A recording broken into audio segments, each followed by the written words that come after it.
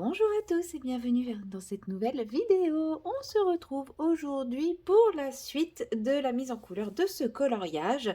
Donc c'est la deuxième partie du coloriage des carpes dans le Geomorphia. Donc moi c'est le Phantomorphia, la version polonaise qui regroupe Phantomorphia et Geomorphia. J'ai les deux en un seul livre. Vous retrouvez les références de ce livre bien entendu en barre de description. Et là, nous allons rajouter un peu de peps parce que effectivement, quand on le regarde comme ça, je trouve qu'il manque de contraste, enfin, il manque de peps, il manque un truc, il fait un peu fade, il fait un peu pâle. Voilà, enfin pas pâle, mais enfin il fait fade quoi. Il manque un truc qui manque de contraste. Et donc, pour marquer un petit peu ces contrastes, je vais partir sur la végétation. Donc vous voyez, il y a des petits tas de buissons un peu partout ici et là, et quelques feuilles de nénuphar. Et donc c'est ça que nous allons mettre en couleur maintenant. Donc pour cela, j'utilise un aquamarqueur, donc j'ai choisi le Yellow Green. Et je prends des crayons de couleur aquarellable. Donc moi là j'ai mes Zenacolor Watercolor. Mais vous pouvez prendre n'importe quel crayon aquarellable de votre choix ou non aquarellable, hein, c'est au choix. Donc j'ai pris la teinte 47 et la teinte 48 pour avoir un vert foncé comme ça et un vert un peu plus médium, sachant que là j'ai une base qui sera vert assez clair. Donc je vais commencer par appliquer ma base sur, vous voyez c'est quand même un vert bien peps hein, que j'ai pris en base. Donc j'applique ma base sur toutes les zones qui seront vertes. Je vais pas m'embêter à faire différents verres, etc. Du moins pour la base. Je vais partir sur le même combo partout. Mais après, ça sera en fonction des quantités que je vais utiliser de chaque verre. Où mes petits arbustes vont différencier un peu. Mais comme vous le savez, moi, les Kirby, je vous les présente en version simplifiée, en version démystifiée pour arrêter d'avoir peur de mettre en couleur un Kirby. Bien sûr, vous pouvez faire des choses beaucoup plus travaillées si cela vous chante, si cela vous plaît, si cela vous tente. Ce n'est absolument pas la seule et unique méthode de colorier un Kirby. Bien au contraire, c'est juste une méthode pour vous montrer que même quand on débute, Kirby, c'est accessible et même quand on débute pas, mais qu'on a envie de se faire un Kirby version plutôt chill, que enfin Kirby, c'est pas forcément du colo compliqué. Voilà, donc j'ai posé mes bases sur la majorité. Je me rends compte qu'une fois encore, j'ai oublié de mettre une feuille de protection. Je vais la mettre juste après. Là, j'y vais, franchement, j'y vais en mode à plat et puis sans me préoccuper des traces, hein. C'est une base, donc je viendrai de toute façon recouvrir par derrière. Voilà. Même s'il y a un peu de blanc, c'est pas grave. Je vérifie que j'ai bien mis partout où il est censé y en avoir. Oh, qu'est-ce que je viens de dire? C'est absolument pas français ce que je viens de dire. Oubliez tout ce que vous venez d'entendre. Hop. Voilà. Pour le bleu, c'est fini. Je vais quand même prendre une petite feuille de protection. Voilà. Donc, mon vert le plus foncé, c'est le 48. Donc, je vais repartir du même sens où j'ai commencé, c'est-à-dire par ici. Et je vais tailler mon crayon. Oui, je n'ai pas changé. Je ne taille toujours pas mes crayons en avance. J'ai déjà choisi mes couleurs à l'avance, c'est pas mal. Voilà. Et là, bon, en fait, il n'y a pas d'ombre de dessiner. Sur cela, il y en a, mais sur cela, il n'y en a pas, par exemple. Donc, je ne peux pas m'inspirer de l'ombre qui est dessinée, mais ce n'est pas grave. Regardez, je vais partir moi-même. Donc, en général, l'ombre est plutôt au niveau euh, basse ou au niveau de là où il y a des bouts de buisson qui repassent devant d'autres. Donc là, je vais simplement commencer à placer mes ombres comme ça. Et après, je vais venir étirer un petit peu. J'ai pris un crayon de couleur aquarellable, mais je vous cache pas, à l'heure actuelle, je ne sais pas si je vais l'aquareller ou pas. Je vais décider ça au fur et à mesure en fonction du rendu de mon colo. C'est pour ça que je vous dis, là, moi, j'utilise ça, mais rien ne vous empêche de prendre autre chose. Et même pour les couleurs, vous pouvez prendre les couleurs que vous voulez. C'est juste des pistes de technique, des pistes de couleurs pour colorier ce petit Kirby. Enfin, petit, il n'est pas si petit que ça, mais je vais peut-être mettre un petit peu de lumière parce que moi, je ne vois pas grand-chose. Hop, ah, c'est beaucoup mieux. Je sais pas, vous, en général, ça change pas grand-chose parce que le téléphone s'adapte. Mais pour moi, ça fait toute la différence.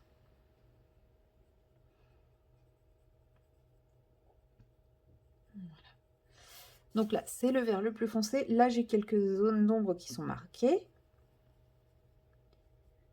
Ce qui est assez facile en fait dans ces cas-là. Je fais systématiquement la base sous le rocher, enfin là où il y a le rocher qui passe devant. Et après, vous voyez, quand il y a un bout de buisson qui revient, eh bien, je remets un petit coup également.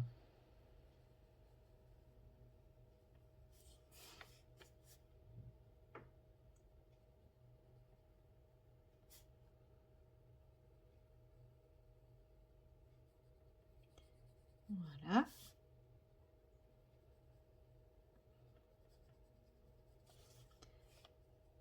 Et là, pour le pont, bah, c'est pareil, hein, il y a pas mal d'ombres de déjà marquées, donc je vais les marquer. Et puis, bah, quand je vois qu'il y a quelque chose qui repasse devant, sachant que là, j'ai un peu triché parce que, à mon avis, ici, là, sous mon doigt, c'était de la roche, mais j'ai oublié de la mettre en couleur. Donc, bah, je l'ai transformée en buisson.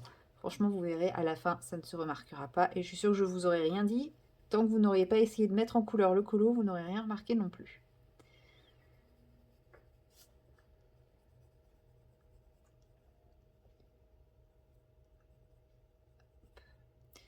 Voilà, donc j'essaye d'y aller assez vite pour éviter que la vidéo ne dure 4 heures. Hein. Déjà, la première partie était bien assez longue finalement. Heureusement que je l'ai découpée en plusieurs parties. Mais là, c'est vrai que comme la zone n'est pas très grande, bah, ça m'embête de couper, revenir à chaque fois. Comme ça, vous voyez bien au pire. Hein. Et puis, vous voyez que je peux faire une zone comme ça, finalement, en pas tant de temps que ça.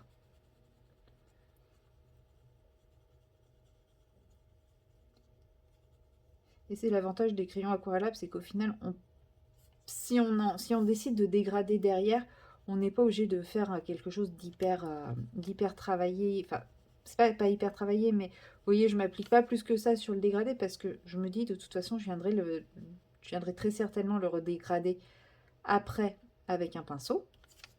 Et si finalement je décide de pas aquareller, c'est que le rendu me plaira quand même. Et puis, n'oublions pas que c'est de la végétation, c'est pas lisse la végétation. Donc s'il y a des traits de crayon, des choses comme ça, eh ben c'est pas grave, c'est la végétation. Rien n'est lisse. Pas besoin de chercher à toujours faire tout lisse. Donc moi, les crayons que j'utilise, c'est les Enacolor, c'est des crayons aquarellables qui sont assez secs. Hein. C'est pas des crayons qui vont laisser une couleur de fou. Mais c'est aussi un peu ce que je recherche, parce que comme je fais une base feutre, bah, j'ai quand même envie qu'on ait un peu la base feutre. Effectivement, si j'avais pris des Intense, que je n'ai pas, hein, mais de ce que je vois dans les vidéos, les Intense sont beaucoup plus intenses en pigments, en couleurs, etc. Donc, j'aurais pas du tout le même résultat. Moi, ce qui m'intéresse aussi dans cela, c'est effectivement l'effet de transparence du crayon. Donc, choisissez votre crayon aussi en fonction du rendu que vous souhaitez avoir. Ensuite, je prends mon verre un peu plus clair, que je viens tailler également. Oui, je suis toujours avec mon taille-crayon à manivelle. D'ailleurs, on en parlait lors d'un live de Colorisera il y a quelques temps. Et bah, je ne regrette pas de l'avoir acheté, puisque moi j'ai le même depuis je ne sais combien de temps. Et a priori, les personnes qui ont le taille-crayon Caran d'H, il a une espérance de vie d'à peu près 2 ans. Donc ça, moi j'avoue, ça m'a bien refroidi d'apprendre ça. Voilà, c'était la petite aparté. Donc là, je viens simplement retravailler légèrement mon dégradé. Tout simplement pour affiner, adoucir un petit peu, apporter une nouvelle teinte.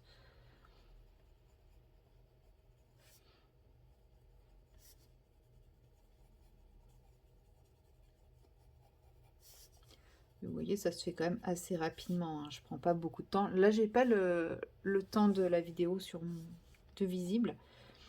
Mais je pense pas que ça fasse très très longtemps que j'ai commencé. Bon, vous me direz, quand on colorie, on voit rarement le temps passer. Donc ça se trouve, ça fait un petit peu de temps et puis je me rends pas compte. Hein. Mais bon, en général, je me rends quand même compte quand je fais des choses qui durent longtemps par rapport à quand je fais des choses qui durent vraiment pas, enfin, qui sont assez rapides. Vous me direz, j'ai pas encore commencé les nénuphars, c'est normal, je voulais pas mettre la couleur la plus foncée dessus. Je voulais juste mettre la couleur, le crayon un peu plus clair. Parce que les nénuphars étant tout petits, j'ai pas prévu d'y mettre beaucoup de nuances dedans. Voilà.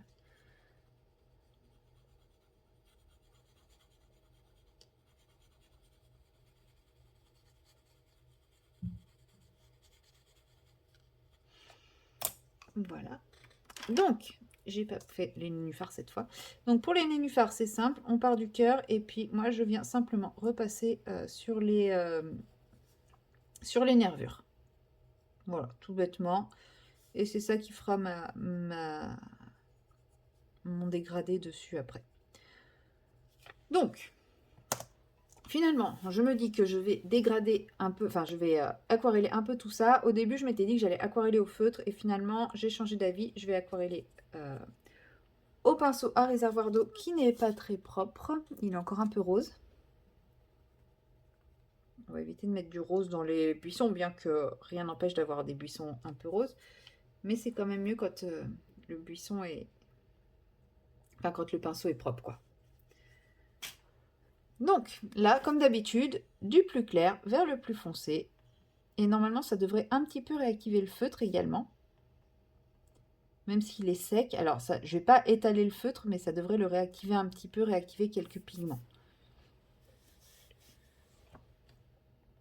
Mais je ne vais pas déplacer le feutre. Par exemple, je ne vais pas pouvoir étirer la couleur du feutre ou quoi que ce soit. C'est juste que ça va mélanger avec les couleurs du crayon de couleur. Excusez-moi. J'ai plutôt mal à la gorge en ce moment. Donc voilà, toujours. J'y vais en tapotant aussi avec mon pinceau. Ça va donner aussi une texture aux couleurs. Et là, vous voyez, au final, j'ai plus trop d'effet dégradé. On a l'impression que je suis sur un aplat de couleurs. Mais au final, quand ça va sécher, il y aura quand même quelques nuances qui apparaîtront dans mes buissons. Et c'est ce qui donnera l'effet un peu plus naturel. Et vous voyez, ce contraste de vert un peu pétant avec mes autres couleurs plus désaturées, ça apporte tout de suite du peps à mon colo. Et ça fait ressortir également le orange.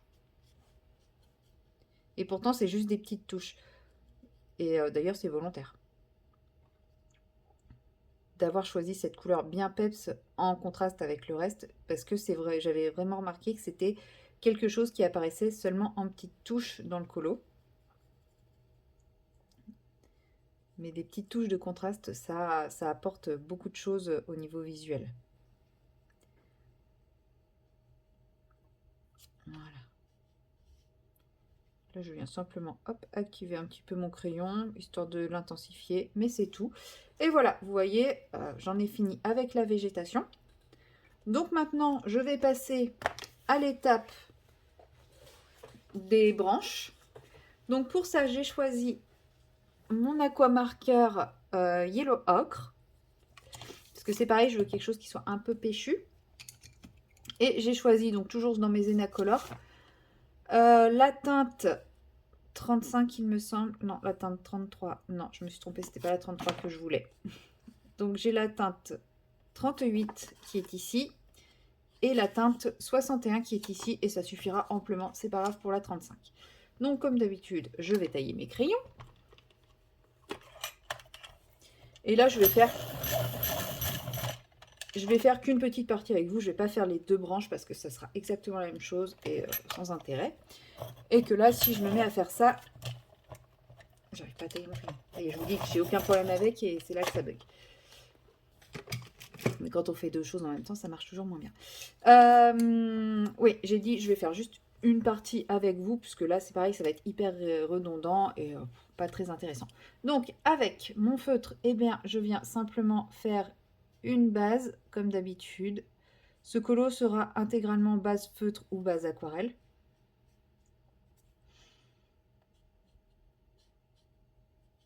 Donc là, je pose partout où j'estime qu'il est censé y avoir un petit bout de branche. Elles ne sont pas toujours forcément dessinées par Kirby, mais ben, moi, des fois, je les prends quand même.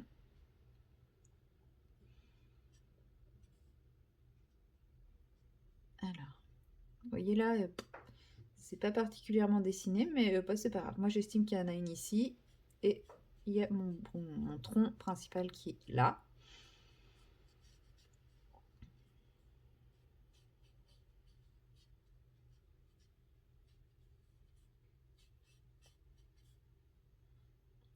Alors, ici...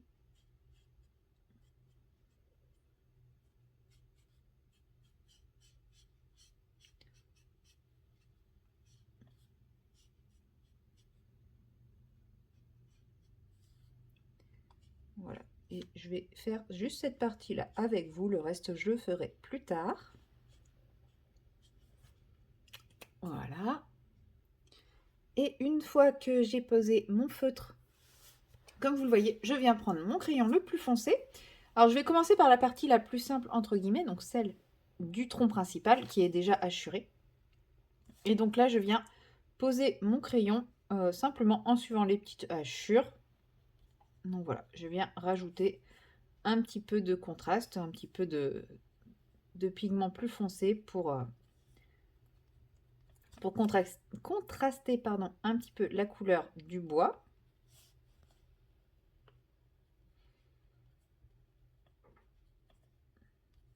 Donc c'est léger, hein, c'est très très léger. Mais comme je vous ai dit, je veux quelque chose là qui soit un peu plus péchu, un peu plus peps. Mais bon, je pense que mes crayons, ce crayon-là, ne sont pas vraiment faits pour aller sur du feutre. Je suis en train de perdre ma voix, je suis désolée. Et comment dire? Ouais, je pense qu'ils écrivent pas, ils marquent pas très bien sur le feutre. J'aurais dû prendre d'autres crayons que ceux-là. Bon, c'est pas grave. J'ai pris ceux-là, je continue avec ceux-là. Mais n'hésitez pas à faire des tests hein, pour savoir quel crayon choisir. Moi, je vous dis, ceux-là, je pense qu'ils écrivent pas bien. Enfin, ils écrivent.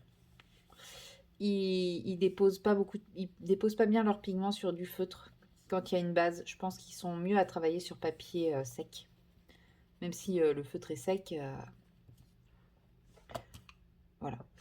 Et je viens prendre mon crayon plus clair et là je viens simplement étirer mes petits bidules. Voilà, comme ceci.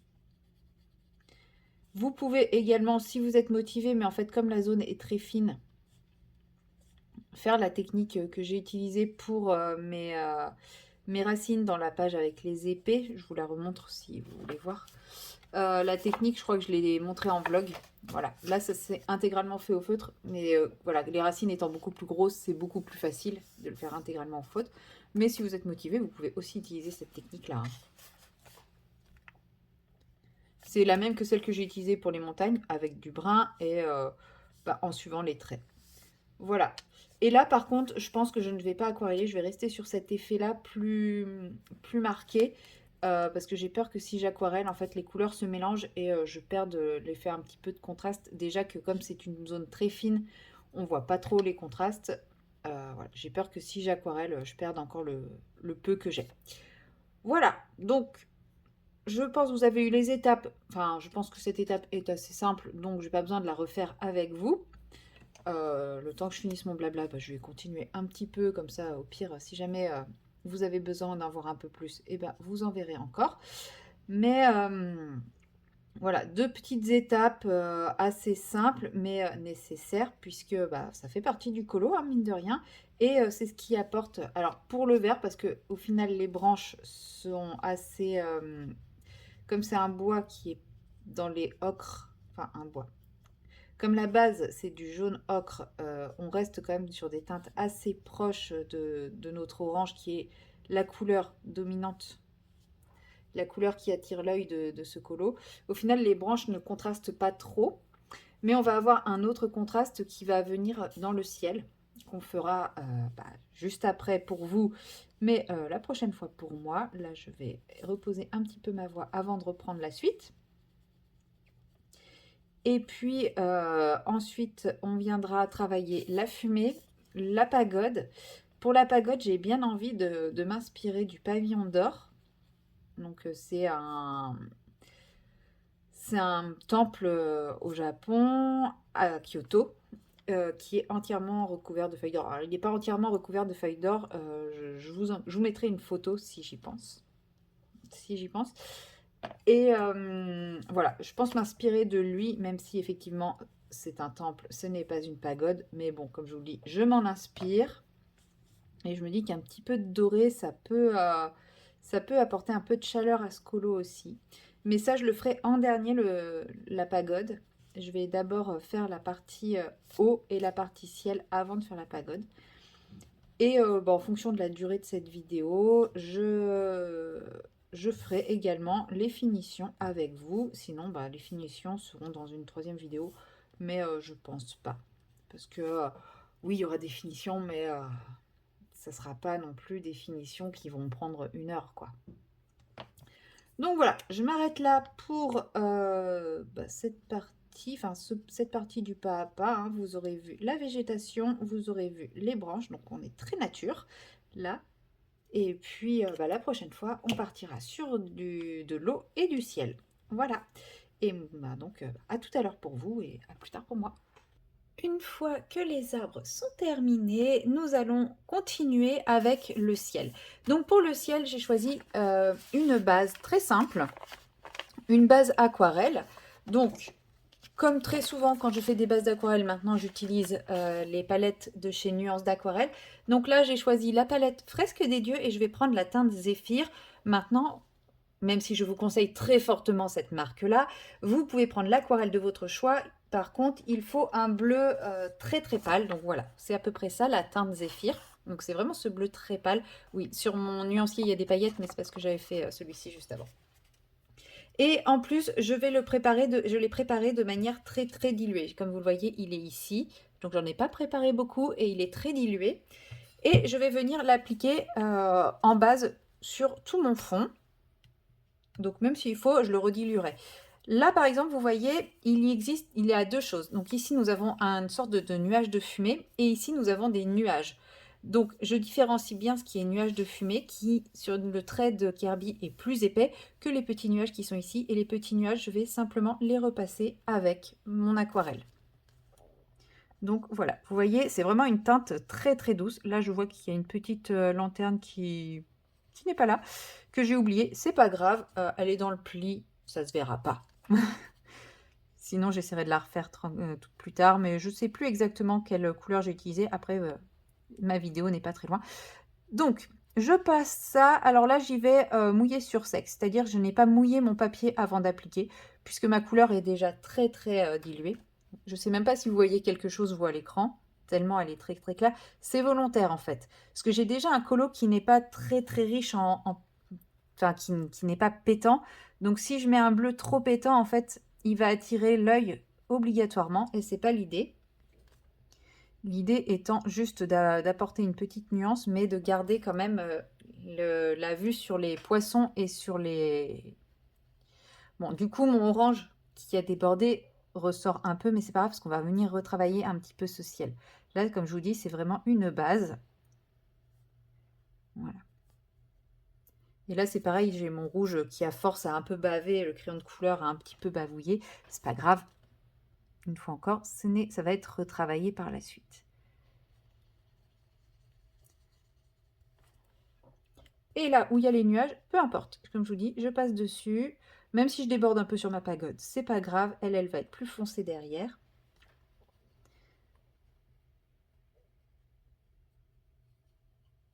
Et je recouvre toute la zone. Hop. Donc là, pour moi, les nuages s'arrêtent ici et après on part sur la fumée. C'est pas grave aussi si je déborde un peu sur la fumée. C'est pas grave. De toute façon, la fumée sera plus marquée, sera plus foncée. J'ai pas encore réfléchi à quelle couleur je vais utiliser pour la fumée, mais parce que chaque chose en son temps. Alors vous voyez, comme j'ai bien dilué, mon papier il souffre un petit peu, donc il faudra bien que je laisse sécher avant de venir faire la suite. Donc, tac, tac, tac.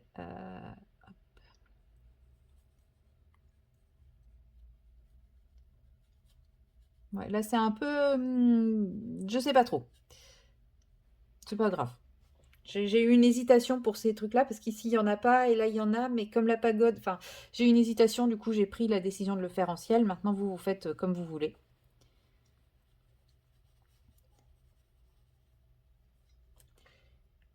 Et bon, j'ai une fois encore pas préparé assez de pigment, mais c'est pas grave parce que c'était pas un mélange, c'était le pigment pur. Et si je pense que j'aurai assez. Et il me suffira juste que je redilue un petit peu de pigment. Comme c'est une couleur qui est déjà assez pâle, elle est assez facile à diluer comme ça. Donc, une fois que j'ai passé tout ça, et ben forcément, je vais laisser sécher. Donc là, on va dire que c'était pas une séquence hyper intéressante. Hein. Mais en attendant que ça sèche, je ne vais pas m'arrêter ici pour cette séquence de la vidéo. Je vais commencer à mettre pareil, faire la base au niveau de l'eau que je vais faire également à l'aquarelle. Mais là, par contre, je vais partir sur une teinte beaucoup plus intense. Et toujours chez Nuances d'Aquarelle, cette fois, je vais partir. Alors, j'ai pas la palette à portée de main, mais c'est la teinte Aquifère. Donc, c'est un bleu très intense, c'est ce bleu-là. Et là, par contre, je vais vraiment pas le diluer beaucoup. Donc, je vais remettre un petit peu d'eau dans ma palette, mais très très peu. Hop, je vais venir mettre. Ok, mon pinceau bave à côté, c'est génial. Bon, c'était pas du tout ça. Il va falloir que je change de pinceau. Bon, c'est pas grave. On va réussir à en faire un truc. À la base, je voulais utiliser des aquarelles à granulation et je me suis rappelé que non, l'idée c'était de vous montrer une technique accessible. Et donc, pour une technique accessible, quelque chose que tout le monde a. Bon, j'aurai une grosse bavouille d'aquifère. Au moins, comme ça, j'ai pas besoin de ma palette. Hein. Voilà, j'ai mon jus d'aquifère qui est perdu ici. Malheureusement. Et là, pareil, je vais venir... vous voyez, on a un bleu qui est beaucoup plus flashant, beaucoup plus intense. Vous le voyez? Oui. Et là, pareil, je vais peut-être descendre mon papier quand même, pour éviter de faire trop de bêtises, même si c'est ma spécialité. Et là, pareil, je viens l'appliquer en essayant de suivre à peu près le sens de l'eau, mais sans chercher non plus à trop le... Je cherche pas à faire quelque chose de complètement uniforme.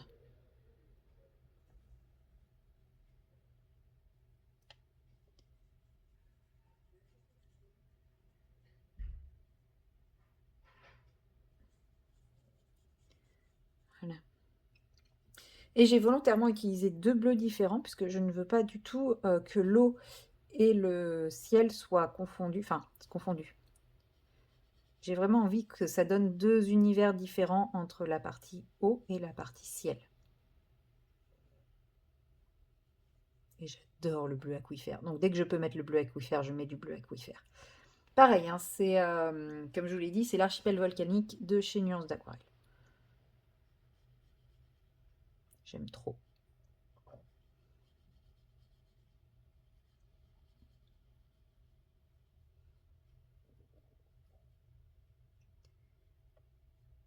Hop. Donc pareil, comme j'ai bien mouillé mon papier, on voit il apprécie pas trop. Enfin, comme mon aquarelle est plutôt bien diluée, on voit que le papier, voilà, il apprécie pas trop, mais c'est pas grave. Il va sécher. Il faut juste que je lui laisse bien le temps de sécher avant de faire autre chose. Donc là, les petites zones fines et sensibles, je prends mon temps, je fais les choses correctement. Mais si je veux, je peux aussi décider de partir avec un pinceau beaucoup plus fin, si je le trouve. Voilà, je peux partir aussi avec mon pinceau fin. Donc je le prémouille, je viens prélever du pigment, j'enlève les poils de chat. C'est un conseil, vous voyez. Mais je trouve que il faut bien saturer le pinceau avant de pouvoir... Et là, je suis presque plus précise. Presque. Je suis pas forcément toujours très douée avec un pinceau, donc la précision, c'est pas mon fort. En fait, c'est pas que je suis pas précise, c'est que je manque de patience. Et la précision demande de la patience.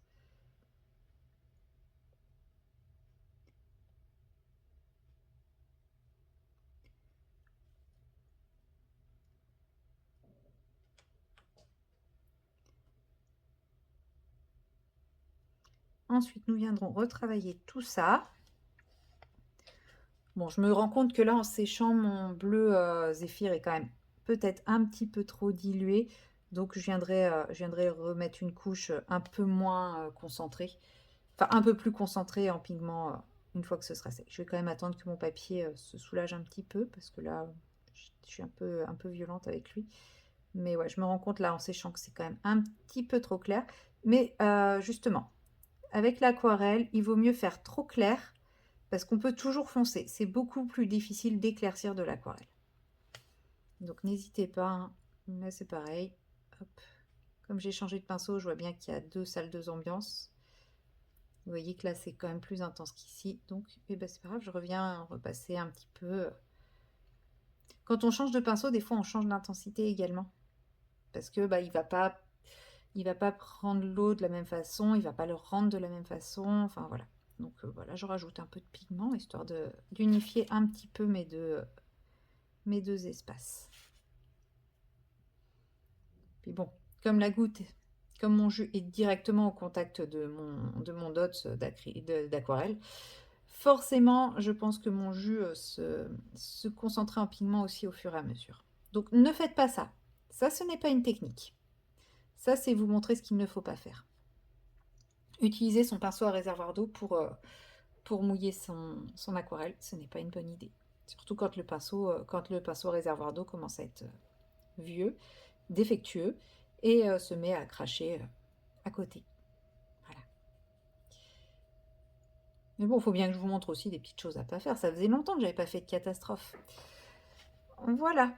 Donc maintenant, vous voyez, j'ai quand même un contraste entre le bas qui est vachement péchu et le haut qui va être beaucoup plus clair, sachant que je vais repartir sur quelque chose de plus péchu au niveau des fumées également. Et bien sûr, ma pagode qui, elle aussi, j'ai prévu de la rendre un peu péchue. Voilà, donc pour le moment, je laisse tout ça sécher et je vous reprendrai une fois que ce sera bien sec. Voilà, maintenant que c'est sec, je vais venir retravailler un peu le ciel, puisque je le trouve vraiment trop pâle. Bon, j'aurais essayé, vous voyez, des fois ça arrive, on se trompe, c'est pareil. En regardant mon coloriage séché, je me suis dit que j'aimais pas la zone qui est ici, qui est trop grise. Donc je viendrai la retravailler également. Donc pour le fond, finalement, toujours chez Nuance d'Aquarelle, je vais plutôt partir sur la teinte saphir. J'ai juste mis une goutte.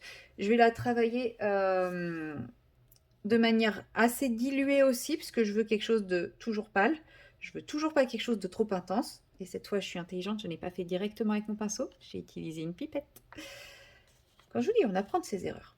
Donc, je viens prélever ma couleur que je dilue dans de l'eau. Donc là, je pense que j'ai mis beaucoup trop d'eau et pas assez de pigment. C'est pas grave.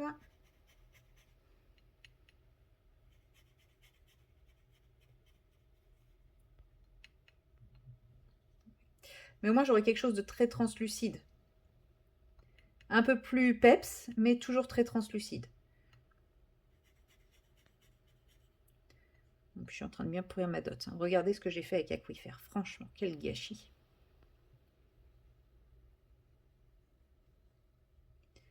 Voilà.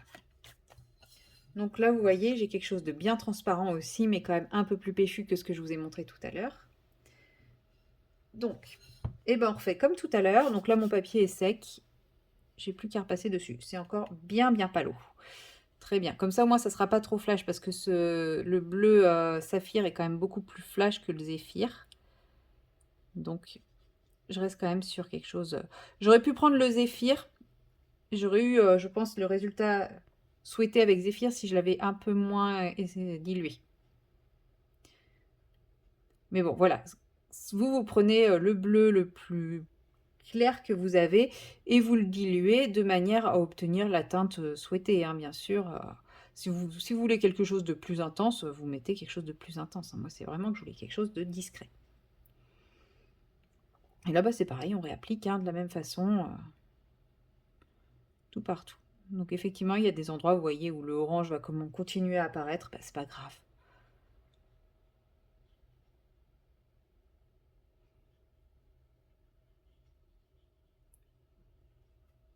Mon papier n'aime vraiment plus l'eau, là.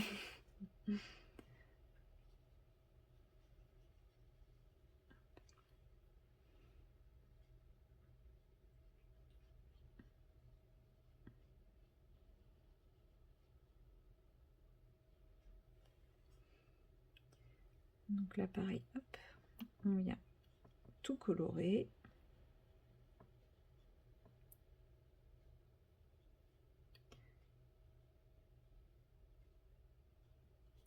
Vous voyez, le bleu est quand même un peu plus visible du coup. Limite, je l'ai plus dilué que le zéphyr, mais je suis partie d'une teinte qui est plus intense à la base. Donc, vous voyez, vous pouvez partir... J'aurais même pu partir avec Aquifer, hein, le bleu qui est en bas, en le diluant bien. J'aurais pu obtenir un résultat qui me convenait aussi. Donc, ce qu'il faut, c'est partir du bleu que vous avez. Si vous en avez plusieurs, bah, vous prenez celui qui a les intensités, les nuances qui vous fait envie.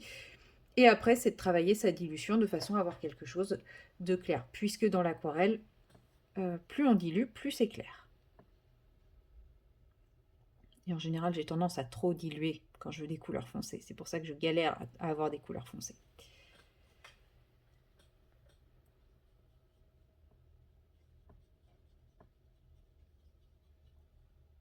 Bon, là, j'ai prévu assez de jus normalement.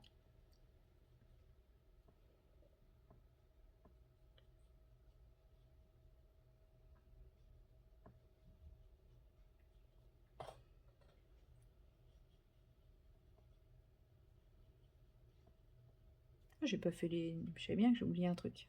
Bah oui, j'ai pas fait les nuages ici. Vous voyez, comme là, il y avait du orange qui avait un peu bavouillé. Ça fait un effet un peu marron. C'est pas grave. Vu que de toute façon, c'est les nuages, ça va être retravaillé. Ça pose pas de soucis.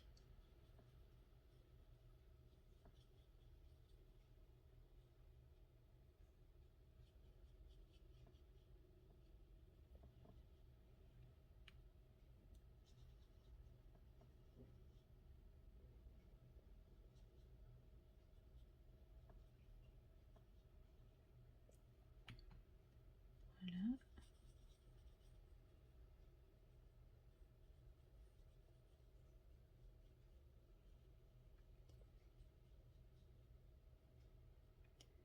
Voilà, il me reste plus que le petit bout là-haut à faire.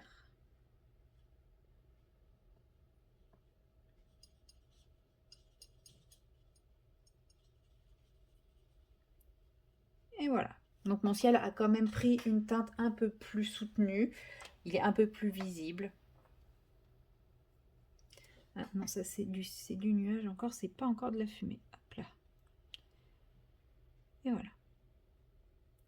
Et pendant que ça sèche, eh ben, je vais en profiter pour améliorer, comme je vous disais, la zone qui est ici, qui me plaît pas, que je trouve trop grise. En fait, maintenant que j'ai mis l'eau ici, en bas, eh bien, je me rends compte que, bah ouais, ça me plaît pas ici.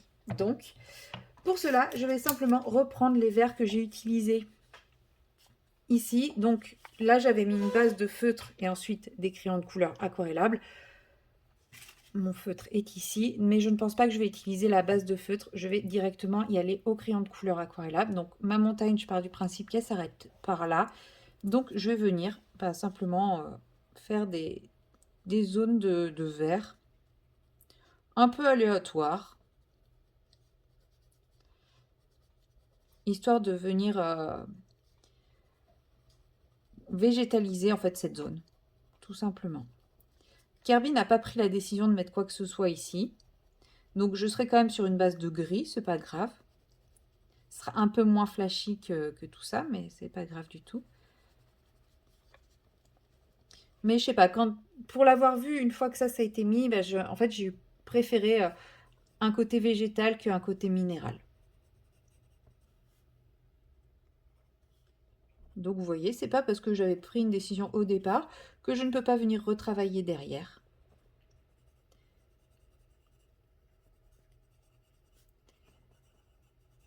Donc simplement, je viens rajouter du vert. Pour le moment, ça ressemble à rien. Entièrement d'accord. Et là, bah pareil.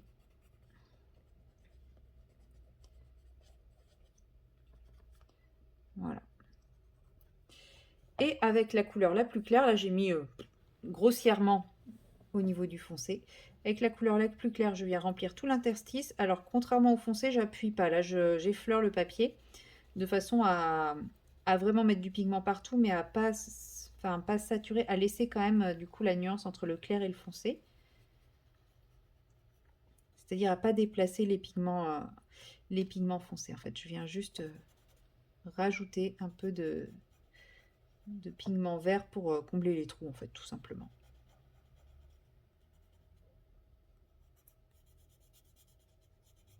Et après, je viendrai aquareller tout ça. Alors, ça sera moins pétant que là, puisque je n'aurai pas la base vert tendre du feutre. Mais normalement, ça devrait rendre bien, ça devrait rendre un côté un peu plus peps que le gris qu'il y avait initialement. Au pire, si je trouve que ça n'est pas assez pétant, je peux toujours venir rajouter un petit brin de feutre après par-dessus.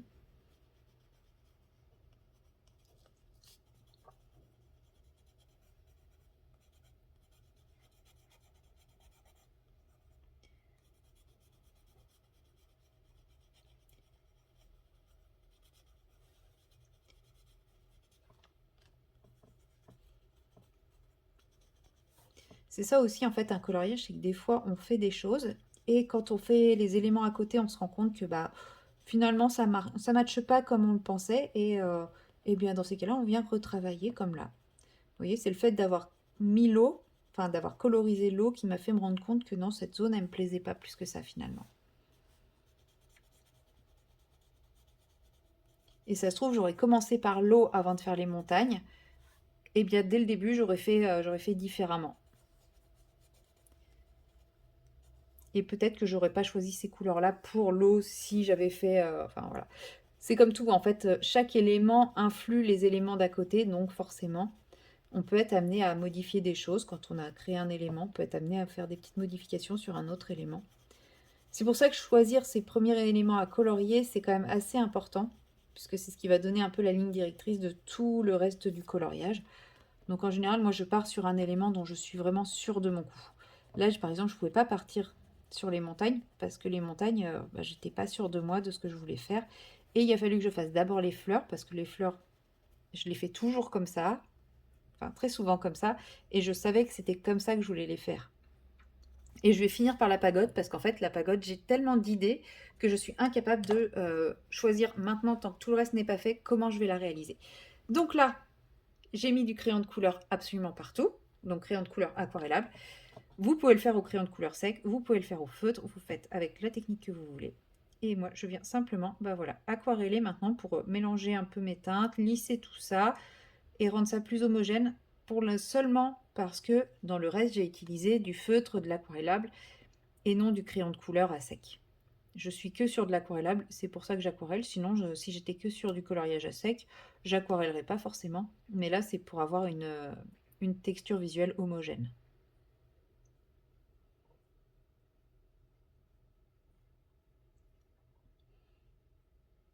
Parce que vous voyez, l'aquarellisation ne modifie pas grandement la couleur hein, sur le coup.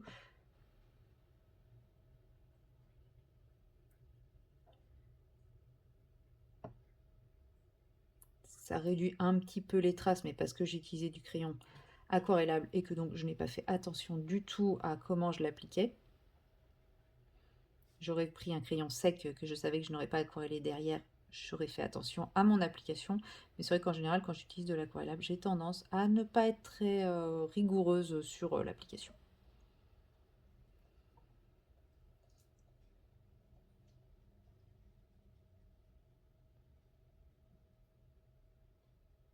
Mais vous voyez, la différence entre la partie aquarellée et pas aquarellée est quand même assez discrète. Il y en a une, mais pas tant au niveau de la nuance, c'est vraiment au niveau de la texture visuelle. Il y a un côté plus translucide une fois aquarellé, je trouve.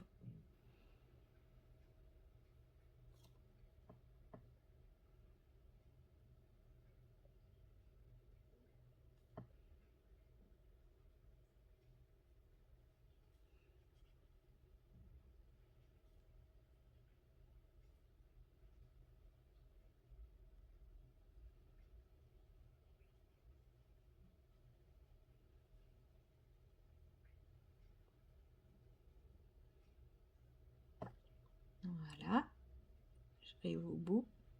Et là déjà, ça me plaît beaucoup mieux. Je trouve que mes zones sont mieux réparties. Même là, j'hésite à éventuellement mettre un peu de vert sur toute cette zone ici. Peut-être. Je verrai à la fin. Pour le moment, il n'y a pas de... Ça ne m'arrache pas, ça ne me gêne pas comme là. Mais c'est vrai que je me verrais bien un petit peu de végétation plutôt sur le bas de cette montagne-là. Donc je pense que je vais revenir faire la même chose sur toute cette partie-là. Le même genre de vert qu'ici, ce qui va trancher avec ceux-là par exemple. Voilà. Bah, d'ailleurs, c'est ce que je vais faire, je pense, dès à présent. Et bon, ça, je vais pas le faire avec vous en caméra, comme ça mon ciel a le temps de sécher et je vous retrouverai pour continuer tranquillement. Donc les nuages, la fumée, et puis bah, après, il restera les yeux, la petite souris ici et la pagode à finir et les finitions. Voilà, donc moi je vais faire cette partie-là toute seule dans mon coin et je vous retrouverai pour la suite. Une fois que mon aquarelle est bien sèche, on va pouvoir passer entre guillemets aux finitions au niveau de l'eau et des nuages, même si ça sera retravaillé à la fin. Donc pour cela, je vais utiliser du pastel sec. En temps normal, j'utiliserai mes Faber-Castell Pitt ou en gros ce que j'ai, en fonction de ce que j'ai. Mais comme j'ai décidé que cette vidéo serait accessible au plus grand nombre, tout le monde ne possède pas de crayon pastel. Donc, je sors mes soft pastels de chez Action. Tout simplement. Alors, c'est pas forcément ce que vous aurez, mais je pense que plus de personnes ont ce genre de matériel que des crayons pastels. Et sachez que si vous avez des crayons pastels et pas ce genre de matériel, et ben ça marche exactement de la même façon. C'est même encore plus facile avec les crayons. Mais comme ça, je vous montre la partie la plus compliquée. Et vous aurez juste à transposer avec la partie... Enfin, avec les crayons. Je me comprends. J'espère que vous me comprenez. Alors, pour cela, il va vous falloir, en plus de vos pastels, d'un petit pinceau à poil plutôt souple. Je cherche dans mon bazar. Oh, ça, c'est super dur. Ça, c'est trop gros. Ouais, lui, il va être parfait. Voilà. Donc, moi, ça, c'est un pinceau de la marque Raphaël. Mais vous n'êtes pas obligé d'utiliser un pinceau de la marque Raphaël. Et vous voyez, il est assez fin, il est un peu bombé et il est surtout ultra souple. Puis il commence à être un peu vieux aussi. Mais bon, ça, c'est une autre histoire. Et donc, pour mon eau, je vais avoir besoin d'un bleu foncé, d'un blanc et potentiellement d'un bleu clair. Voire du bleu vert, du vert d'eau ici. Mais vous choisissez les couleurs que vous voulez. Il n'y a aucune obligation pour les couleurs. Donc, avec la teinte la plus foncée. Bon, là, la partie la plus galère, c'est de le récupérer. Voilà. Si vous utilisez les crayons, assurez-vous d'avoir une mine bien pointue. Sinon, vous observez votre pastel et vous repérez un bel angle bien pointu. Là, vous voyez, ici, on est sur du plat, un truc bien plat. Et là, nous avons un angle. Donc, on choisit une partie un peu angulaire. J'en ai plein les mains, ça y est. Et je viens, donc là, vous voyez, mon bleu foncé, au final, est plus clair que la teinte que j'avais mis. C'est pas grave. Donc, je viens simplement repasser grossièrement les traits que Kirby a fait pour donner du mouvement à l'eau. Vous voyez, j'évite de trop déborder sur mes nénuphars, mes fleurs de lotus, etc. Mais si jamais j'estime que c'est plus assez pointu, j'hésite pas à changer de face. Hein. Normalement, sur un bâton, j'ai 4 coins ici et 4 coins là. Donc, il y a de quoi faire. Donc, j'hésite pas. Si je trouve plus ça assez fin. Et puis, on peut aussi utiliser les arêtes. Enfin, il y a tout ce qu'il faut. En vrai, sur une petite surface comme ça, normalement, vous avez de quoi faire.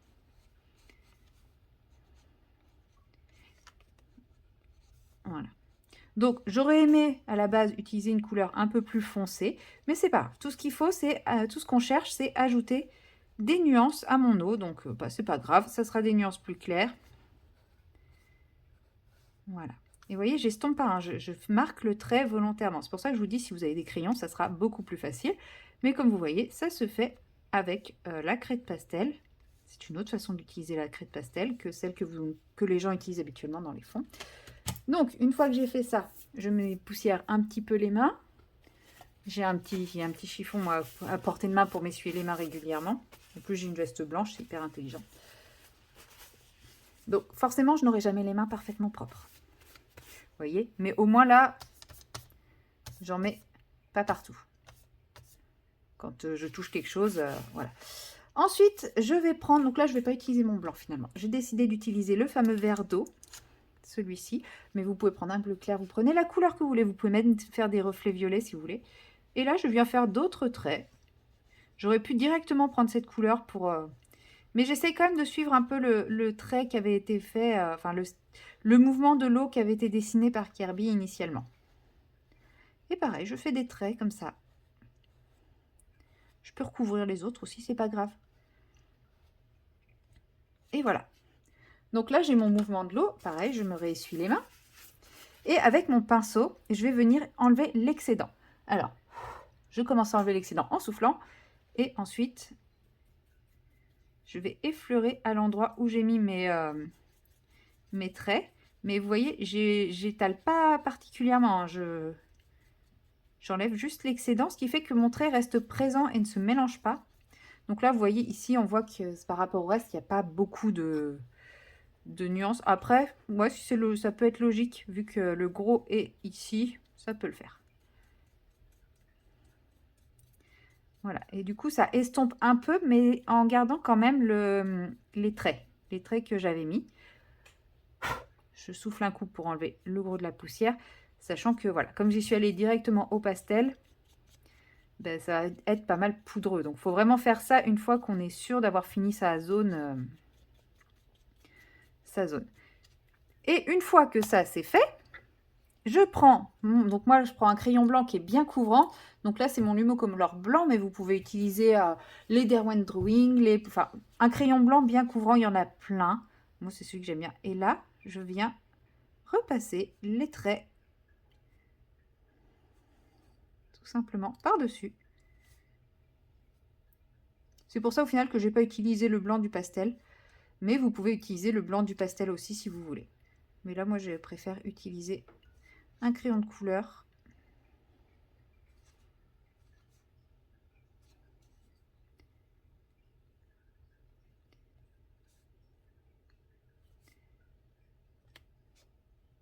Ce que j'aime bien avec le Lumocolor, c'est qu'il est bien couvrant et en même temps, il a un petit côté translucide aussi. Vous voyez, il peut être hyper couvrant et en même temps, suivant l'appui qu'on met, il est translucide.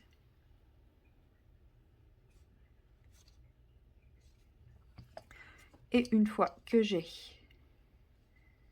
fait toutes mes zones blanches, je viens repasser un petit coup de pinceau pour reflouter un petit peu de trait de pastel sur mes zones blanches pour le rendre un petit peu plus... Ah, j'en ai oublié un ici. Et ici.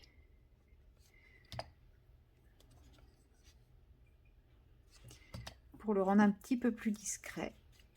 Et voilà. Et j'ai mon eau qui est fini. Et vous voyez, ça n'a pas été compliqué du tout. Ma couleur de base, c'est mon aquarelle qu'on voit quand même. Et ensuite, je vais me donner des reflets avec un petit peu de pastel, un petit peu de crayon de couleur. Et ça m'aura pris très exactement 7 minutes. Dont le temps d'expliquer comment utiliser le pastel, etc. Maintenant, pour ce qui est des nuages. Et je pense qu'une fois que j'aurai choisi ma couleur de base de la fumée, je ferai exactement la même technique que je ferai avec du pastel sec. Donc mes nuages, je les veux plutôt bleu et gris. C'est un choix personnel, une fois encore, vous faites la couleur de votre choix. Donc, je prends mon pastel gris, clair, et lui, je viens simplement en passer de manière douce. Je ne veux pas marquer les traits. Donc là, j'effleure vraiment mon papier avec soit un côté déjà aplati, soit une arête, mais pas un angle. Si vous n'avez pas de côté déjà aplati, vous utilisez une arête. Et l'aplati va se faire assez vite. Vous voyez, j'y vais, mais sans trop forcer et de manière un peu grossière. Si j'appuie pas, le côté grossier va s'estomper tout seul. Normalement, le bleu, je l'ai déjà puisque j'ai comment dire,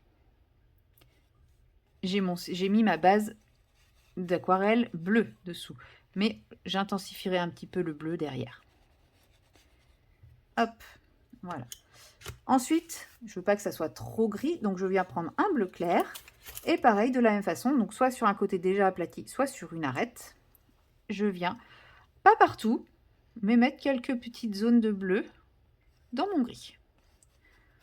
Pour le moment, je ne me préoccupe absolument pas des formes du nuage, hein. Je viens juste rajouter du bleu dedans. S'il y a des zones un peu plus...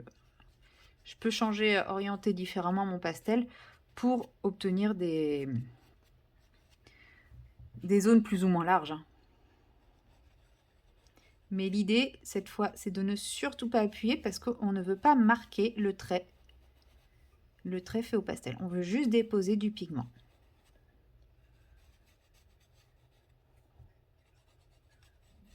Voilà. Et donc, on se nettoie bien les mains entre chaque, hein, elles deviennent de plus en plus cracra, mais mon petit mouchoir aussi. Mon pinceau, je le nettoie aussi. Et là, pareil, je vais venir tout mélanger. Et comme c'est des nuages, je mélange en faisant des petits ronds.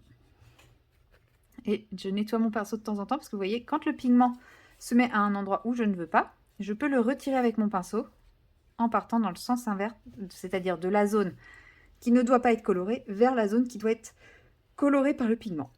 Et je fais des petits ronds. Mais ça, c'est juste parce que mon nuage, je le visualise un petit peu par petits ronds, quoi. Donc, il y a des endroits où les pigments vont se défaire. C'est pas grave. Ça va voler un peu, mais c'est pas bien grave. De temps en temps, je souffle un peu pour enlever l'excédent. Donc là, pour le moment, on voit pas grand-chose. C'est normal, c'est parce que j'ai pris un gris clair et un bleu clair. Donc, j'ai pris des couleurs qui se rapprochaient de ma teinte du fond. Et c'est volontaire. Parce que mon nuage, j'ai pas non plus envie qu'il tranche de fou avec mon fond, mais il va trancher quand même.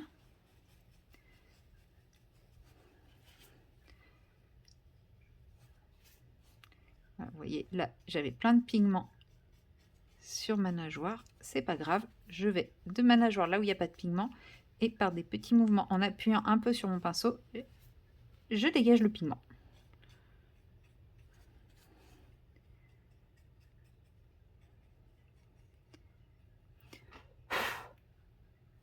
Voilà. Donc là, mon nuage, j'aimerais qu'il soit finalement un tout petit peu plus gris, mais pas trop. Donc je vais prendre un gris un peu plus foncé, mais je vais vraiment mettre que quelques petits coups de gris en suivant un peu les zones. Vous voyez, les traits. C'est juste pour mettre un peu de relief supplémentaire qui, je trouve, manque un peu. Voilà, je peux en mettre un petit peu par-dessus. Voilà, là, c'est vraiment... Je fais pas du tout un tracé précis, c'est pas le but. De toute façon, le pastel, après, on le déplace, on le fond, on en fait plein de choses. En fait, par ce Kerby, je vous montre aussi plein de techniques pour utiliser votre matériel. Je ne sais pas si vous avez remarqué, je vous montre que Kerby, c'est accessible à tous et assez facilement, mais aussi je vous montre différents matériels. Je vous montre du feutre, de l'aquarelle, pardon, non, il n'y a pas d'acrylique, de l'aquarelle, du pastel sec, des crayons de couleur aquarelle. C'est vrai que je n'ai pas montré de crayons de couleur classique, mais bon, ça, est-ce qu'il y a besoin? Je ne sais pas. Du pastel sec, il n'y a pas de pastel gras, c'est vrai. Mais bon, dans une autre fois. Là, donc là, j'ai bien intensifié. Je vais intensifier un peu plus à droite parce que là, du coup, j'aime bien cette intensité par rapport à celle que j'ai mis à droite.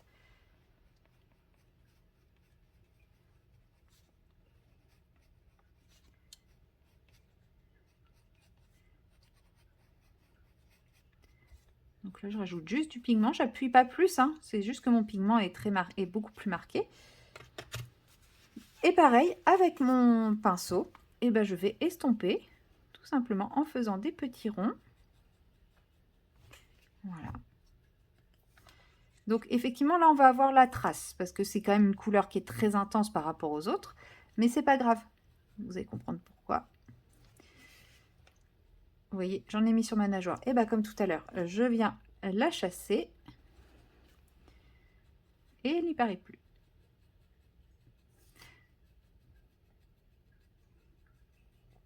Et en fait, avec mon pinceau, je guide un petit peu mes nuances de foncé. Je guide vers quel endroit j'estompe.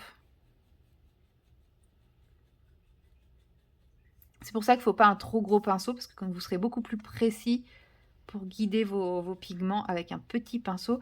Et il faut qu'il soit souple, parce que plus le pinceau va être dur, plus les pigments vont être arrachés de la feuille.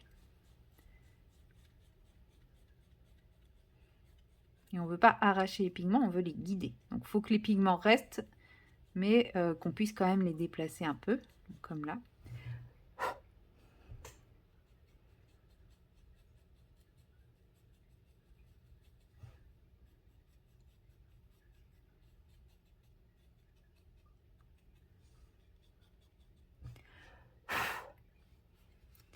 J'hésite pas à nettoyer mon pinceau, à passer mon pinceau sur mon chiffon de temps en temps si je veux.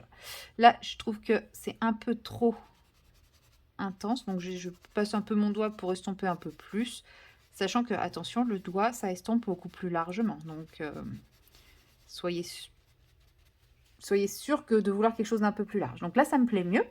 Et je fais pareil de l'autre côté. Donc pareil, hop. Je viens estomper mon petit pigment.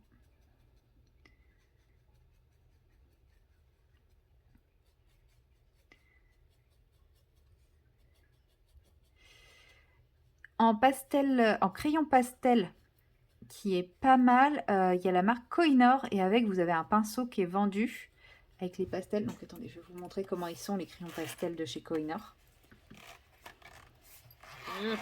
Ils ressemblent énormément au pastel Pictin. Ce sont les soft pastels, donc de chez Kohinoor. Ah non, c'est les Gioconda soft pastel de chez Kohinoor, pardon. Voilà, et vous voyez, ils ressemblent énormément au pastel Pict. Et avec, vous avez ce pinceau qui est vendu. Il est dans le lot. Et franchement, il est vachement bien. Vous voyez l'embout? Il est super bien. Je ne l'ai pas utilisé volontairement pour montrer qu'on peut utiliser n'importe quel pinceau. Mais celui-là, c'est un que j'aime énormément. Parce que vous voyez, vous avez la partie plate qui permet de faire des zones plus larges. Et vous avez la partie en pointe qui est très pratique pour faire exactement ce que je suis en train de faire. Mais n'importe quel pinceau est utilisable, bien entendu. La preuve, là, j'utilise un pinceau... ça, c'est un pinceau... je pense pas que ce soit un pinceau acrylique, mais je dirais un pinceau gouache. Pinceau peinture classique, quoi. Peinture... toute peinture. Toute technique. Vous savez que je m'y connais pas trop en pinceau en fonction des techniques utilisées. Hein, donc, bon... Vu que c'est un Raphaël, il doit quand même servir à quelque chose d'un peu particulier, mais voilà. Donc, ensuite, j'essuie mon pinceau, j'ai récupéré tous les pigments qui ont volé un peu partout. Donc là, j'ai mes nuages un peu, comment dire, menaçants, un peu tristoun, un peu imitation du temps qu'on a actuellement chez nous. Et ensuite, je viens reprendre mon Lumocolor ou n'importe quel autre crayon de couleur blanc couvrant que vous avez. Je dis bien crayon de couleur parce que vous pouvez le faire au Posca ou au... Comment il s'appelle? Ou au stylo gel, mais après, moi personnellement, c'est une histoire de goût après, je ne suis pas fan. Mon pauvre Lumocolor, il est tout petit. Moi, personnellement, je ne suis pas fan puisque je trouve que le trait est trop précis, trop opaque. Alors qu'avec un crayon de couleur, le trait est moins précis, moins opaque. Je viens juste de me rendre compte que j'ai oublié une petite zone ici que je vais faire avant de passer mon crayon de couleur.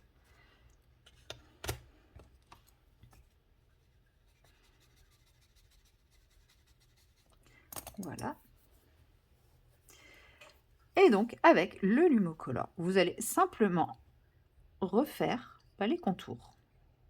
Enfin, le Lumocolor, le crayon blanc, pardon. Je vais enlever Edwige parce que là, comme les petits, elle commence à me déranger.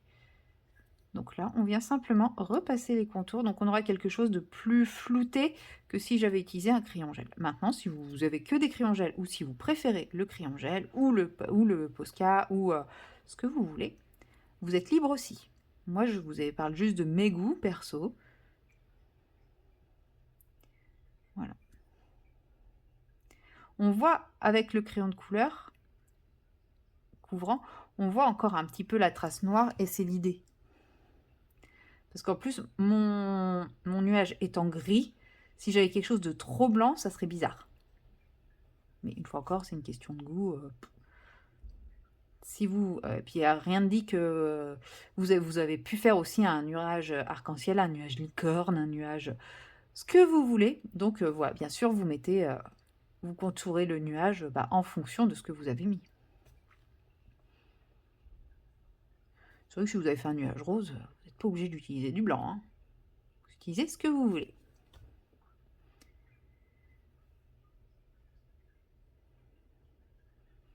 Ce qu'il y a de bien, c'est que j'ai commencé les finitions avant même d'avoir fini le colo. Parce que ça, normalement, ça fait partie des finitions. Hein. Mais c'est ce que j'avais envie de faire aujourd'hui. Parce qu'il faut savoir que moi, quand je fais un colo, je peux être en plein cours de mon colo et me mettre à faire des finitions.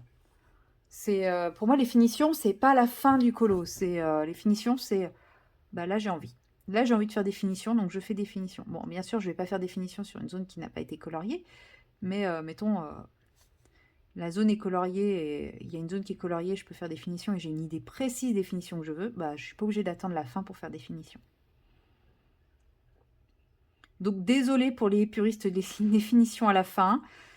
Là, vous avez des finitions avant la fin. Mais pour moi, la finition, ça va être de faire lui. Je le redoute, hein, parce qu'il est tellement fin, même si je sais à peu près ce que je vais faire. Mais il est tellement fin que je le redoute un peu. Parce que j'ai une idée trop précise. Mais ça va le faire. Je vais y arriver.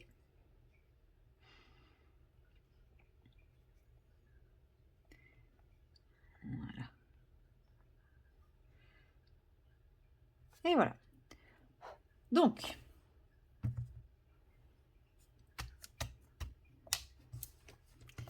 une fois que j'ai passé mon Lumocolor, je reprends mon petit pinceau et je viens déplacer mes derniers petits pigments restants un petit peu par-dessus mon Lumocolor pour le rendre un peu moins, un peu plus discret, un peu plus doux, un peu plus flouté. Et voilà, j'ai mes nuages qui se mélangent. J'ai une partie de mes nuages. Décidément, lui, je l'aime pas. Hein. Lui, je veux pas. Je veux pas qu'il soit là. Voilà. Mais. Et j'ai mes petits nuages qui se promènent et qui se mélangent un peu plus au décor qu'ils ne l'étaient au départ. Après, c'est pareil. Vous pouvez laisser le trait noir si vous voulez. Hein. Moi, c'est que j'avais vraiment envie de donner un côté plus flouté. Puisque ma fumée est déjà là et que elle, par contre, je ne repasserai pas les lignes. Pour la fumée, justement, parlons-en. Je vais partir avec quoi?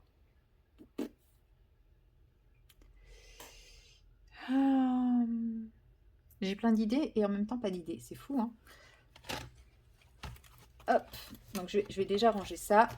Je vous mets en pause le temps de me préparer. Voilà. Je suis prête. Et puis, j'ai pas mis longtemps à me décider. En fait, je me suis dit, mais attends, il y a un truc dont tu n'as pas parlé.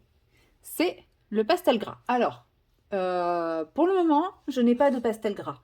Enfin, si, mais j'ai que des pastels gras métalliques, enfin, irisés. Mais j'ai ceci chez moi. C'est vieux, hein, c'est les Créabox de wax de Marabout. C'est un peu comme du gelatos, mais c'est pas du gelatos, c'est une autre marque. Et je me suis dit, bah tiens, pourquoi tu ferais pas avec ça? Sachant que, voilà, toutes les couleurs dont je dispose. Et je me suis dit, go, on va prendre un peu de brun, un peu d'argenté, un peu de or et un peu de blanc. Et du noir si besoin, mais je ne pense pas, ni le bleu. J'avais pas les couleurs qu'il fallait chez les Gelatos. Donc, pour commencer, on va prendre le argenté. Et puis, on va commencer à barbouiller. Je pense qu'ils sont un peu moins couvrants que les Gelatos. Les Gelatos, ils sont quand même bien couvrants. Et on va commencer à barbouiller un petit peu tout ça. Pour faire notre base. Une base de fumée grise.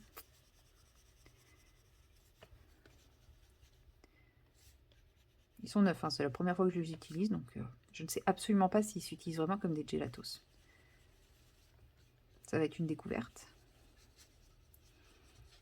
Après, je les utilise comme si j'utiliserais des pastels gras si j'avais du pastel gras. Hein. Donc ça, c'est censé être la couleur argent. Sur le crayon, ça brille. Sur le papier, pas des masses. Mais c'est pas grave parce que c'est un joli gris. C'est un joli gris, donc ça me va très bien.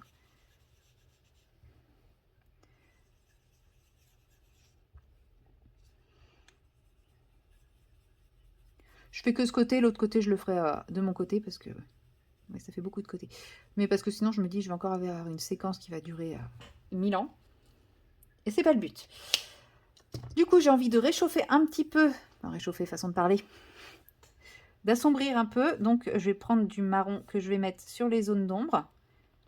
J'y vais franchement... je vous dis, moi j'utilise ça, mais c'est ce que je ferais si j'avais des pastels gras. C'est juste que je n'ai pas de pastel gras. Donc, je fais avec les moyens du bord. J'avais pas envie d'utiliser mes pastels gras irisés parce que je n'ai pas envie d'une fumée trop irisée. Déjà, j'utilise du argenté qui, au final, heureusement, n'est pas irisé.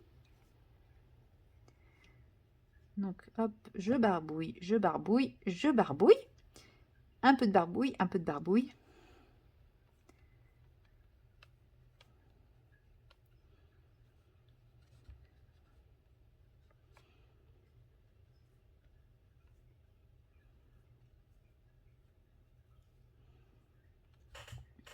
Et maintenant, pour réchauffer un petit peu l'atmosphère, c'est maintenant qu'on va parler de réchauffer l'atmosphère, j'utilise mon doré que je vais venir en mettre par petites touches à côté de mon marron. Vraiment toute petite touche. Hein. Lui, j'ai pas envie qu'il y ait trop de jaune dans mon truc, mais j'ai envie d'avoir quelque chose d'un peu... de pas trop froid, si vous voyez ce que je veux dire. Donc voilà, je mets juste des petites touches en bordure de marron. Je veux une fumée qui soit un peu magique en même temps. C'est des carpes koi. C'est franchement... Enfin, le but, c'est d'avoir quelque chose d'un peu magique et qui rappelle un petit peu les carpes koi. D'où le marron et le doré.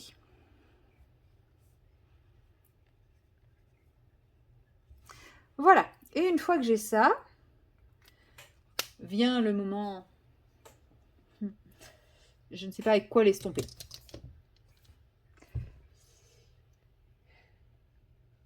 Eh ben, je crois qu'il ne reste que mes petits doigts. Eh bien, je viens tout simplement estomper. Alors, c'est plus sec que du pastel gras, clairement. Je pense que le pastel gras s'estompera beaucoup mieux.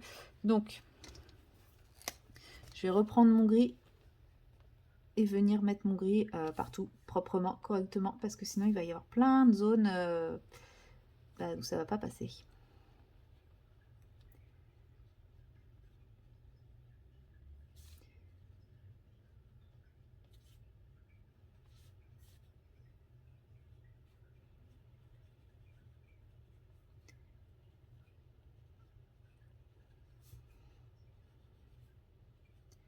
Voilà. Donc je fais bien. Après, je pense que du pastel... Enfin, ça dépend des pastels gras, je pense. En vrai, j'ai des pastels gras, mais j'ai toujours entendu dire que c'était de la grosse A1. Donc c'est pour ça que je les ai jamais utilisés.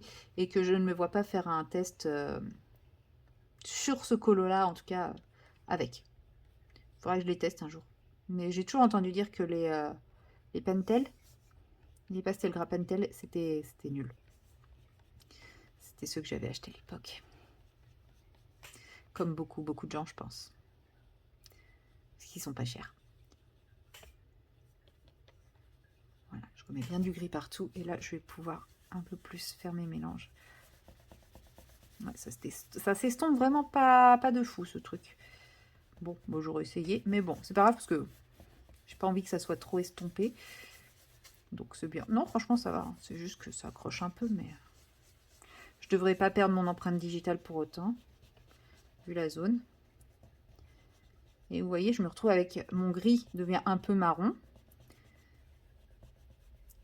Il y a des petits reflets lumineux avec le doré.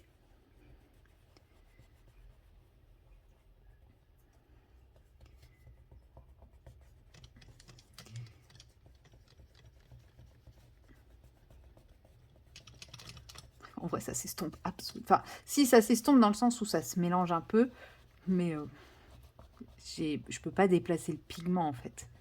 Très peu. Vous voyez, si je veux le rapprocher des lignes, c'est quand même sport.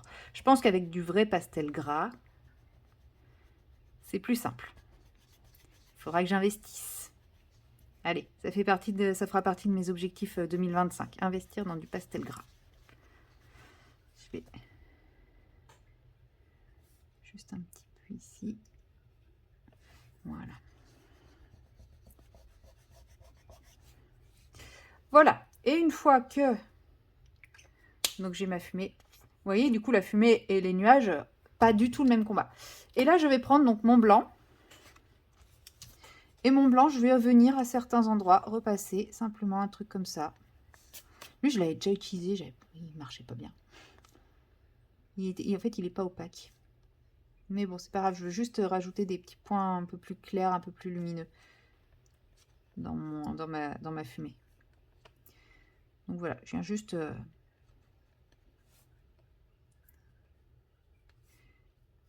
J'ai pas de blanc chez... Non, j'ai pas de blanc. Dommage. Chez les... Dans ceux-là, les gelatos, merci. Donc en fait, je viens juste faire des volutes de blanc par-dessus, peu importe le dessin. Le but, c'est juste d'éclaircir un peu, parce que l'idée, c'est pas que ça devienne un colo fantomatique ou qui fasse peur. Hein. L'idée, c'est d'avoir quelque chose d'un peu magique. Voilà.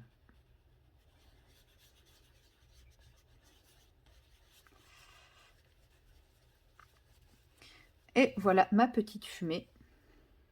Si les traits de noir vous gênent, vous trouvez que ça vous plombe un peu la fumée, vous pouvez toujours, une fois encore, les repasser au crayon blanc, ou alors vous les laissez comme ça, ou vous les repassez avec une couleur qui se rapproche un peu de celle que vous avez mis dans la fumée. Là, c'est pareil, moi, c'est les couleurs que j'ai utilisées, mais rien ne vous empêche de faire une fumée bleue, une fumée rose, une fumée verte, une fumée jaune, une fumée rouge, la couleur que vous voulez. Moi, je vous montre un peu la technique, c'est-à-dire, je fais une base d'une couleur, je viens mettre une couleur beaucoup plus ombrée, des petites touches d'une couleur qui tranche pour donner justement un côté un peu plus magique, un peu plus chaleureux. Et puis c'est tout quoi. Voilà, maintenant je vais faire l'autre côté dans mon coin et puis je vous retrouverai pour faire la pagode, faire le petit truc que j'ai oublié ici et les dernières finitions. Allez, à plus tard! Une fois mes fumées terminées, je les ai légèrement retravaillées. J'ai rajouté un petit peu de doré pour que ça soit un peu plus chaleureux, un peu moins tristoun. Je vais m'attaquer à la pagode. Et pour la pagode, j'ai hésité entre deux choses. Entre m'inspirer de la pagode à 5 étages de Kyoto, bon vous me direz celle-ci n'en a que 4, ou m'inspirer du pavillon d'or également. Je vous mettrai les deux photos de référence. Parce que pour choisir, j'ai revisualisé mes photos du Japon et j'avoue, je me suis un petit peu perdue dans mes photos et dans mes souvenirs.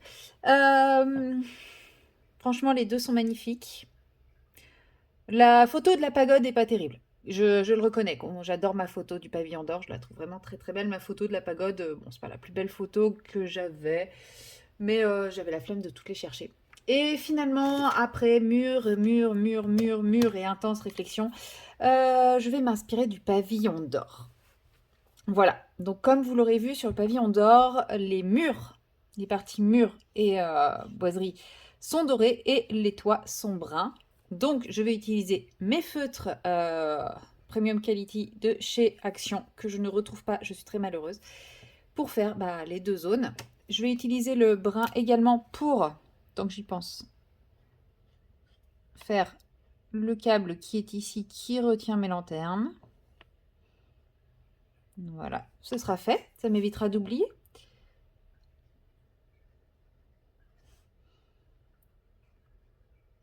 Voilà. Et ensuite, c'est parti pour la pagode façon pavillon d'or. Alors, on va commencer avec la partie dorée. Tiens, bon, c'est une inspiration. Je ne reproduis pas le pavillon d'or. Hein. De toute façon, là, je le fais de tête puisque la photo est sur le téléphone qui sert à filmer. Donc, je ne peux pas le faire juste en m'inspirant de la photo. Donc voilà, je viens avec mon feutre. Donc c'est un feutre pinceau assez opaque, assez et métallique, hein, bien entendu, pour le côté doré. Je viens retracer en faisant attention de ne pas trop recouvrir les lignes noires, puisque dans l'idée, je veux qu'elles restent visibles. Parce que je sais que ce feutre-là peut éventuellement les recouvrir. Donc là, c'est vraiment un travail de minutie, de pointilleux. Après, voilà, moi j'ai décidé de m'inspirer du pavillon d'or. Vous vous inspirez de ce que vous voulez. Vous pouvez partir sur du orange si vous voulez. Vous pouvez partir sur du brun. Vous faites ce que vous voulez. Mais pour le côté réaliste, moi je garde tous les petits détails faits par Kirby parce que effectivement, si on s'intéresse aux constructions de ce genre d'ouvrage, eh ben, il y a tous ces fameux petits détails.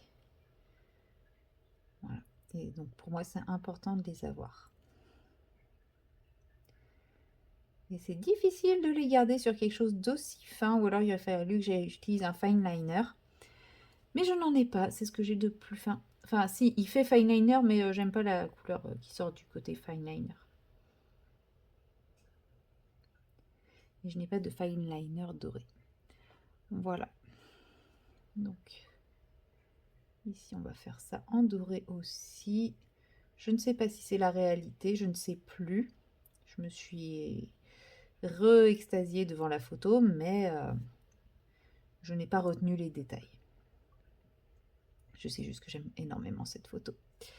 Voilà. Donc, et ainsi de suite. Donc là, je vais faire les différents étages comme ça. Et je vais faire... Donc là, vous voyez, je m'embête pas avec les ombrages et trucs comme ça pour le moment. Hein, je fais juste du feutre. Et voilà. Je pose mon feutre dans les différentes petites interstices dessinées par Kirby. Je me préoccupe pas des ombres, même s'il reste des petites zones blanches, c'est pas grave. On peut se dire que c'est du reflet. Hein. De toute façon, l'idée étant de garder les traits noirs, il y aura forcément potentiellement des petites zones blanches. C'est pas grave.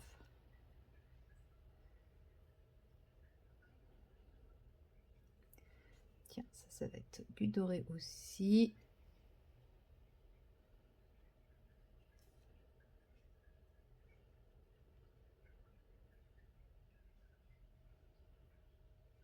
De toute façon, on va pas se mentir, hein, les zones d'ombre et tout ça, on est sur quand même un colo pas du tout réaliste.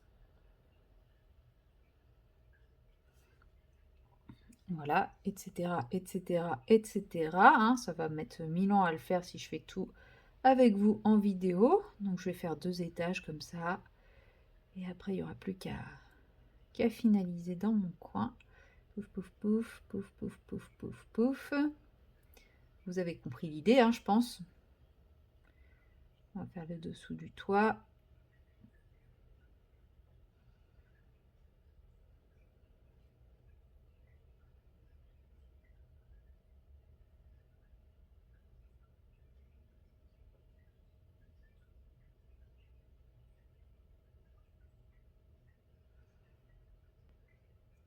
Voilà, et ici aussi.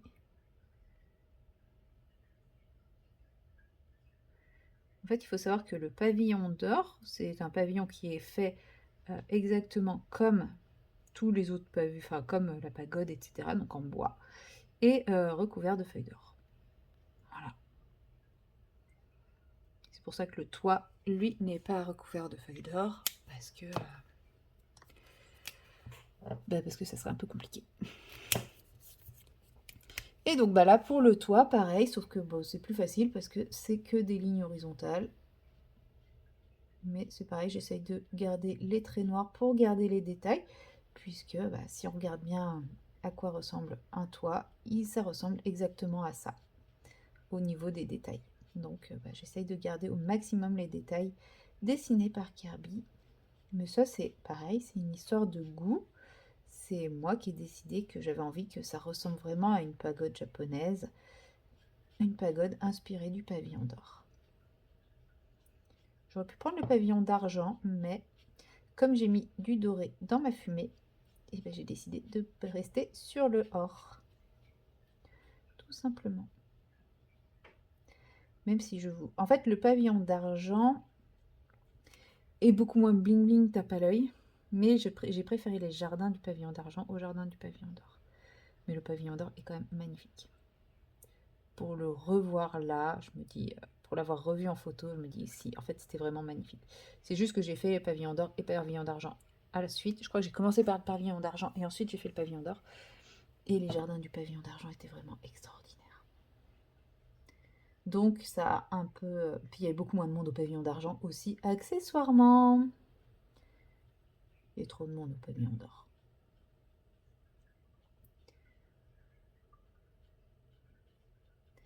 Voilà, bon c'est pareil, hein, le deuxième toit je le ferai pas avec vous, vous avez compris l'idée.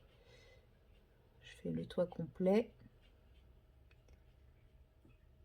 J'espère que vous voyez pas le dessus de ma tête. Parce que dès qu'il faut quelque chose de précision, en général j'ai tendance à coller mes yeux au colo. Pourtant je n'ai aucun problème de vue. Hein. Je suis allée chez l'ophtalmo il n'y a pas longtemps.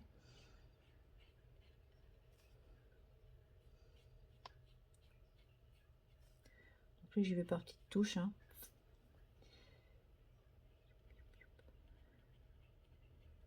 Tout simplement, c'est pareil, ici un peu de blanc, on s'en fout.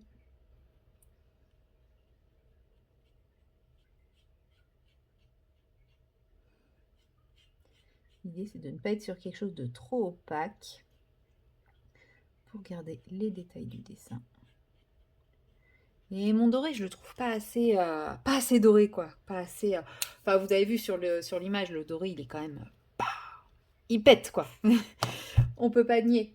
À partir de là, on va venir ombrer. Et pour ombrer, on va prendre des crayons.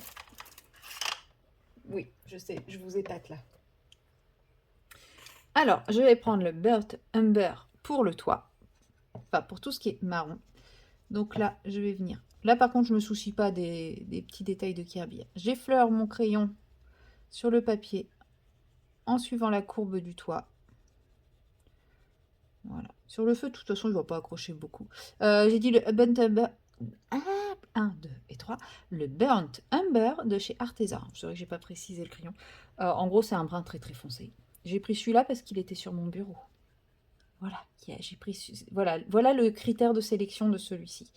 J'avais pas envie de chercher pendant 3 heures quel crayon j'allais prendre. C'est tout, je cherchez pas. Hop.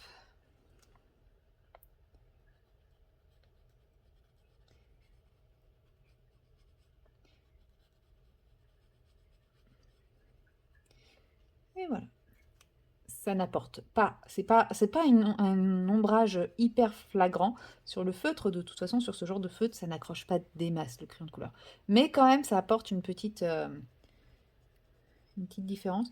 Je peux choisir, par exemple, de foncer un peu cette partie du toit. Celle qui est là, hop, celle-là aussi. Voilà. C'est très discret, hein, c'est le but.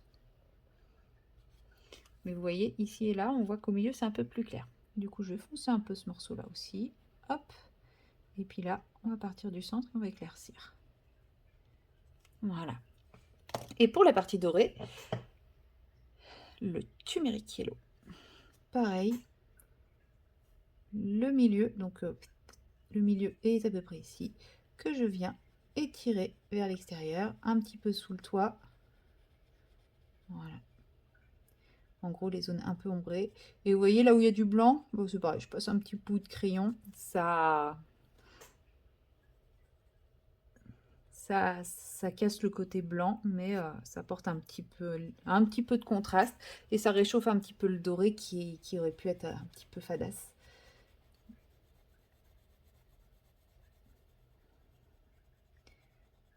Mais ce qu'il faut se dire, c'est que voilà, ça reste... L'idée, c'est d'avoir un petit peu... L'idée, j'aurais aimé un doré plus pétant, quoi. Mais bon, je crois que ça n'existe pas en crayon de couleur. Il aurait fallu que je m'amuse à le faire moi-même. Là, j'ai pas le courage. Un effet or là-dessus, mon Dieu. Non, je préfère... Ça, c'est une des couleurs que j'utilise pour mon effet or, hein, clairement. C'est pour ça que j'ai pris celui-là. Et aussi parce qu'il était dehors. Mais non, ouais, ça, c'est une des teintes que j'utilise pour mon effet or. Et vous voyez, je fais les zones que j'estime un peu plus ombrées. Et ça donne un peu de relief comme ça. Voilà, donc je vais finir ma pagode de la même façon. Et puis, Bah après, j'aurai juste les yeux, la petite souris, le machin et les finitions. Voilà, allez, à tout à l'heure. Finalement, voilà, j'ai fait le doré, le marron, comme je vous ai montré, et je ne suis pas tout à fait satisfaite. Donc, je vais essayer avec... Où est-ce qu'il est?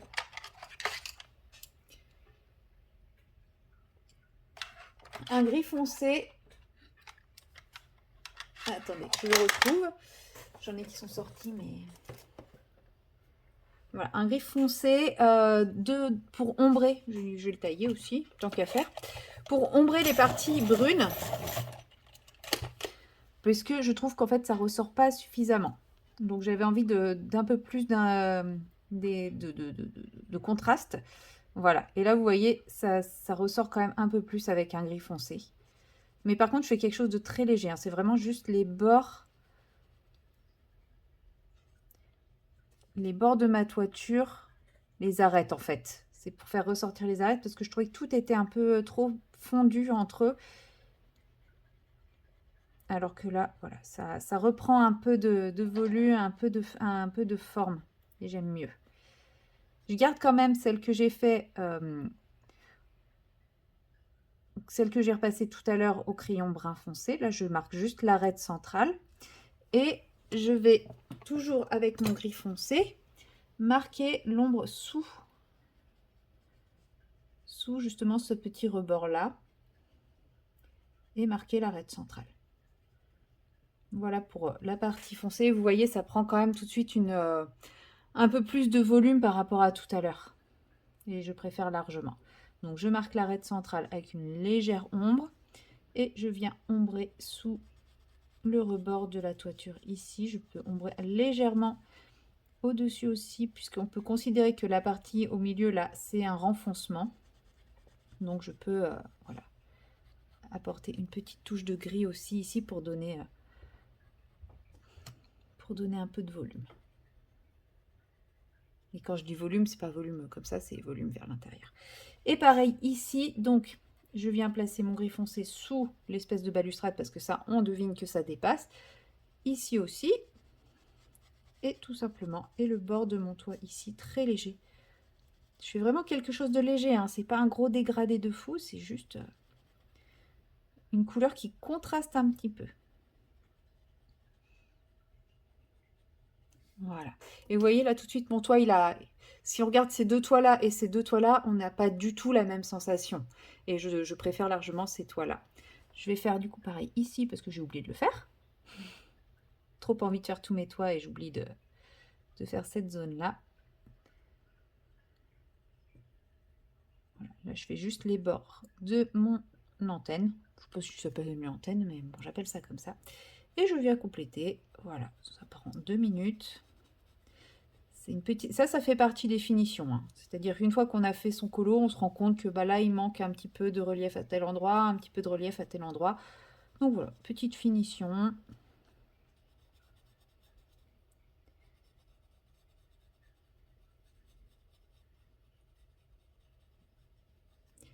Je fais pareil là. Et je vais pareil faire des finitions au niveau de mes parties dorées. Mais là, je ne vais pas le faire avec mon gris. Surtout qu'en plus, j'ai un gris bleuté. Hein.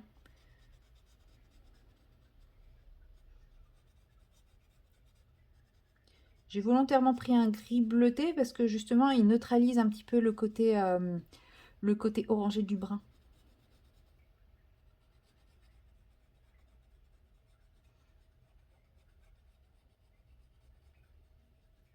Voilà. Vu que le orange, c'est la complémentaire du bleu. En prenant du bleu, j'ai quelque chose qui neutralise. Voilà, et vous voyez tout de suite, mon toit a pris vachement de volume, a pris vachement de prestance. Oh. Il y avait un carton. Et pour les parties dorées, là par contre, je vais me servir de mon Burnt Umber de tout à l'heure, que je vais tailler très très finement. Enfin, le plus finement possible. Mon taille-crayon me permet de faire ça. Louloute, arrête. Merci. Et c'est pareil, vous voyez, il y a plusieurs niveaux. Donc là, j'ai un premier niveau sous les poutres que je vais simplement ligner avec mon brin comme ça, rien de plus. Ensuite, ici, donc j'ai toute la partie des balustrades que je vais contourer légèrement aussi. La partie sous le toit. En fait, voilà, je vais vraiment séparer mes différents niveaux en mettant là sous les balustrades. C'est un peu plus foncé aussi. Voilà. Et ici, c'est à la base où on est un peu plus foncé parce qu'on imagine que c'est un renfoncement avec des poutres qui vont vers l'avant. Voilà. Et pareil, je vais marquer mon arête centrale.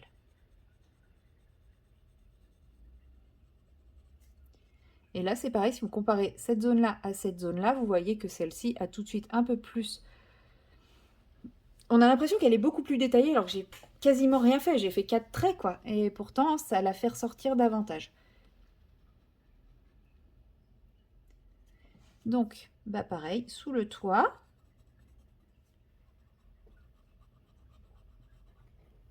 L'arête centrale. La partie sous les poutres.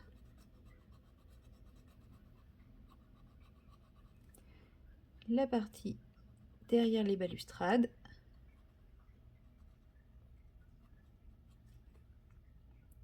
Et la partie au pied des poutres. Donc au pied entre les poutres et le toit. Et pareil, vous voyez, ça a repris un peu de détail par rapport à ça. C'est pas grand chose, mais ça fait la petite différence. Alors après, on pourrait pousser encore davantage le détail et tout. Mais moi, comme vous le savez, je ne suis pas une accro du chipotage. Il y en a qui font ça très très bien et j'adore les regarder. Je pense notamment à Panoramimix, qui elle fait des colos d'un pointilleux à couper le souffle. Moi, à chaque fois, ça m'impressionne, mais j'aurais jamais la patience. Clairement, j'aurais jamais la patience d'être aussi pointilleuse qu'elle. Mais en tout cas, pour le pointilleux, je vous oriente vers elle. Hein. Clairement, il n'y a pas photo. Moi, c'est pas le cas. Moi, c'est essayer de faire du beau avec le moins de prise de tête possible. Donc, on n'hésite pas à repasser pour marquer un peu plus les ombres, à étirer un petit peu si nécessaire, parce que vous voyez ici, la zone étant plus grosse qu'ici, je peux étirer un peu plus mon ombre pour donner un peu plus de relief. Et ensuite, je fais la dernière qui est ici.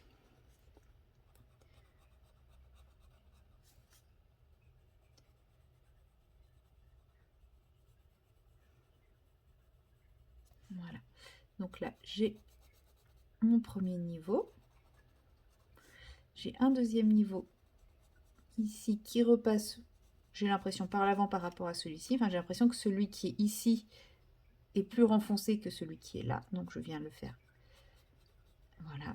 Ensuite, celui qui est en dessous, là, j'ai l'impression qu'il est un peu plus renfoncé. Donc, je vais le foncer un peu. Il disparaît là. Et là, c'est des poteaux de maintien, enfin de fixation et tout ça. Donc c'est pareil, entre les poteaux, je fonce un peu pour donner un peu de relief. Et voilà, et ma pagode, elle vient tout de suite de prendre beaucoup plus de détails et de relief par rapport à avant. Tant que je suis avec mon crayon marron, j'en profite.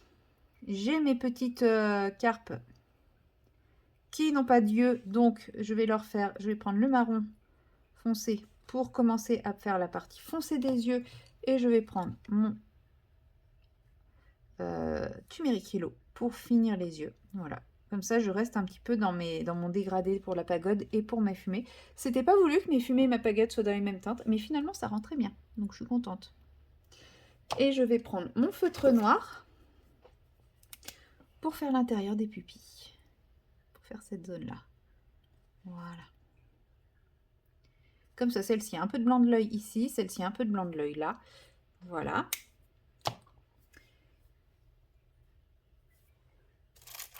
J'ai du gris et du blanc. C'est pareil, c'est des crayons qui traînaient sur mon bureau. Donc c'est des artésages, le Mushroom Grey, le Silver et le White Quartz. Je vais m'en servir pour faire ma petite souris. Donc, je commence par colorer l'ombre, que je viens dégrader ensuite avec le gris le plus clair. Et puis ça sera tout. j'aurais pas besoin de rajouter du blanc. C'est vraiment une toute petite touche, toute mignonne. Voilà, c'est parce qu'elle est là. Honnêtement, elle serait pas là. Ça ferait pas grand-chose de plus. Et je viens simplement remarquer son oreille qui s'est un peu décolorée avec mon feutre noir. Voilà, j'y vais par petits points. Je fais pas... Et puis je vais faire l'autre aussi comme ça. Hop. Et comme là, je lui avais fait une petite tache rouge, et ben je viens lui faire une petite tache noire. Tout simplement. Voilà. Ma petite souris est faite. Vous voyez, 2 temps 3 mouvements. Hop, il y a une petite papate qui est dans le rouge là. Et ben on va lui faire les petites bouts de papate noire. Et voilà. Et puis donc à faire le petit bout de queue noire. Voilà. Elle est mignonne, ma petite souris. Donc vous voyez, j'y suis allée vraiment à la pointe du pinceau et j'ai fait des tout petits points pour mettre les zones noires de façon à éviter de faire un gros placard noir. Je voulais marquer davantage le personnage, la coupe de cheveux qui est là. Alors ça va pas se voir franchement, mais je le marque quand même avec un peu de feutre noir. Voilà. Et il me reste plus que le bouquet qui est caché ici à faire. Donc pour cela, bah pareil, je vais repartir avec mon crayon brun.